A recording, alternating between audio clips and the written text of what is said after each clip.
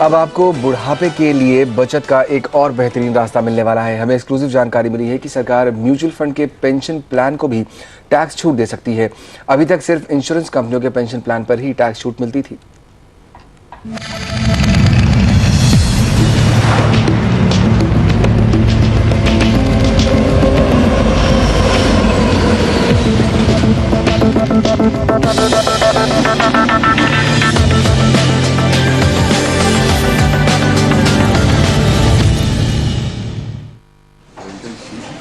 अगर आप रिटायरमेंट की प्लानिंग कर रहे हैं तो बजट में आपको निवेश का एक नया जरिया मिल सकता है, जहां टैक्स छूट भी मिलेगी।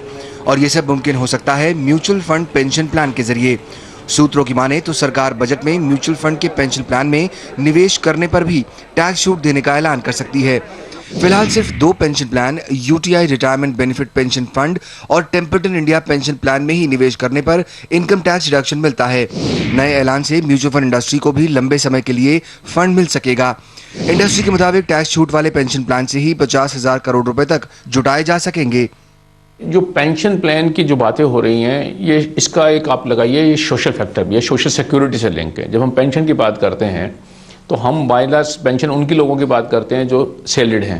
एक तो सरकार में जिनको पेंशन मिलती है, एक प्राइवेट सेक्टर में जिनको पेंशन मिलती है। अभी तक हमने देश में प्राइवेट पेंशन के बारे में एनकरेजमेंट नहीं किया है। तो म्यूचुअल फंड इंडस्ट्री की बात है कि उनको ये अलाउ किया जाए कि वो एक म्यूचुअल फंड पेंशन के रूप में चला सकें और उसकी छूट मिलनी चाहिए।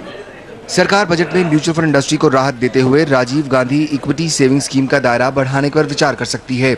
फिलहाल सिर्फ उसी फंड को स्कीम में शामिल किया गया है जो सीधे शेयर बाजार में ट्रेडिंग करता है और टॉप 100 कंपनी में निवेश करता है। इंडस्ट्री चाहती है कि म्यूचुअल फंड के डाइवर्सिफाइड फंड और ओपन एंडेड फंड को भी स्कीम में शामिल किया जाए।